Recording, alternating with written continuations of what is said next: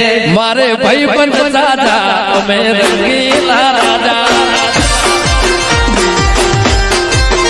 મારે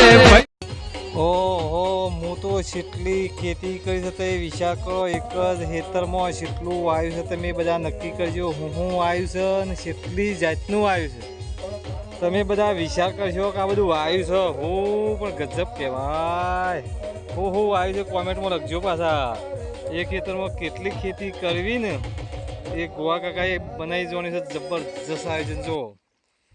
છે ને હું આવ્યું છે તો એ બધું તમને હું બતાવું બધી સિસ્ટમ વાવી છે એવું નહીં કે નહીં વાવી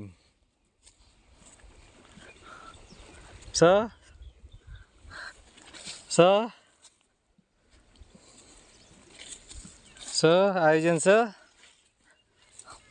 હજી એક વસ્તુ બતાવવાનું રહી ગયું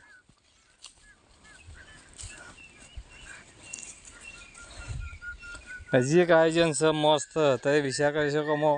એ ખેતરમાં જેટલું આવ્યું છે એટલું ગણજો અને વિચાર કરજો કે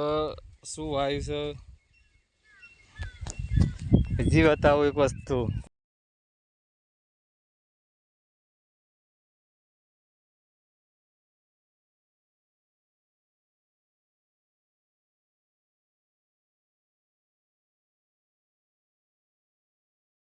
જય માતાજી મિત્રો મારા ખેતરમાં મેં એટલી બધી આઈટમ વાવી છે તમે બધા વિચાર કરશો કે હું આવ્યું છે હું નહીં આવ્યું તે ગણજો પાછા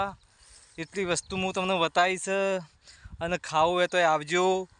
તમે નક્કી કરજો કે શું ખાવું છે શું આઈટમ વાવી છે એ તમે બધા કહેજો કે વસ્તુમાં હું આવ્યું છે જબરજસ્ત ખેતી કરી છે અને તમે વિચાર કરી શકો કે હા હા હા હા હા હા હા હા જબરજસ્ત અને એક હરા તપી રહ્યા છે એક તપી રહ્યા છે એના માટે એક ઉપરું લાવ્યો છું ઢોકવા માટે ઠંડુ રહે ને એના માટે હું લાવ્યો છું જબરજસ્ત ઠંડુ રાખવા માટે આ વસ્તુ હું કાં ઊભું કરીશ તો એ પણ નક્કી કરજો પાછા એ છે પાછું બરાબર અને હું તો એટલા શહેરોમાં પાણી વાળ્યું છે તે સોયલે બેહવા માટે શાંતિથી 500 પાટલામાં વાળી દીધું છે હે પાણી જાય છે અને પેલી કોઈક ડોસી એક પોણત કરે હવે જોય ઓ ડોકરી એક પોણત કરે હપરો એના ઘરવાળા થોડા દિવસથી ગુમ થઈ ગયા છે એટલે જાતે પોણત કરે છે હજી એમાંના ઘરવાળા મર્યા નથી તો તમને શું મરે તો લાઈક શેર અને કોમેન્ટ કરજો અને કહેજો કે આ બાજુ આવ્યા છે ડોકરીના ઘરવાળા જય માતાજી